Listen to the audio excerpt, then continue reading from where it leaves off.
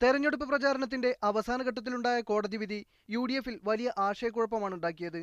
അതേസമയം KM മാണി രാജിവെക്കണമെന്ന ആവശ്യം UDF മുഖ്യമന്ത്രിയും തള്ളിക്കളഞ്ഞു. മാണിക്കെതിരെ പ്രഥമദൃഷ്ട്യാ തെളിവുണ്ടെന്ന് കോടതി പറഞ്ഞിട്ടില്ലെന്നും മുഖ്യമന്ത്രി വ്യക്തമാക്കി. ഇത് ഫൈനൽ വേർഡാണോ, നിയമത്തിന്റെ അവസാന വാക്കാണോ? അല്ലല്ലോ. വരട്ടെ.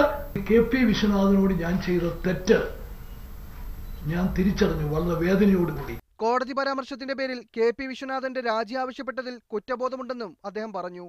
അന്നത്തെ രാജി തന്റെ രാഷ്ട്രീയ ജീവിതം അവസാനിപ്പിച്ചു എന്നായിരുന്നു ഈ പരാമർശത്തോട് KP വിശ്വനാഥന്റെ പ്രതികരണം. ഒരു കോടതി പരാമർശത്തിന്റെ പേരിൽ ഞാൻ രാജിവെക്കാൻ സന്നദ്ധനാകുകയും അത് രാജിവെക്കുകയും ചെയ്തപ്പോൾ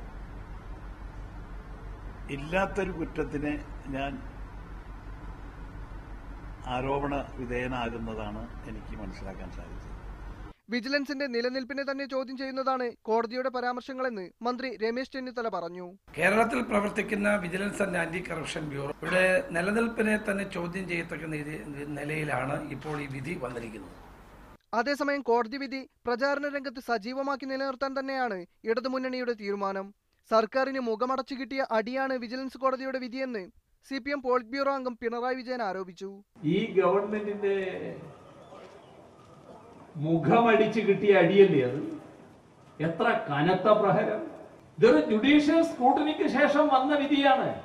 ഇപ്പൊ നിയമപരമായ പരിശോധനകളെല്ലാം പൂർത്തിയാക്കിയതിനു ശേഷം കോടതി കണ്ടിരിക്കുന്നു ഇവിടെ KM മാണി കുറ്റവാളിയാണ് എന്ന്. വിധി കോൺഗ്രസ് നേതാക്കളുടെ തനിനിറം വെളിപ്പെടുത്തിയെന്ന് പ്രതിപക്ഷ നേതാവ് VS അച്യുതാനന്ദനും പറഞ്ഞു. News desk, media 1.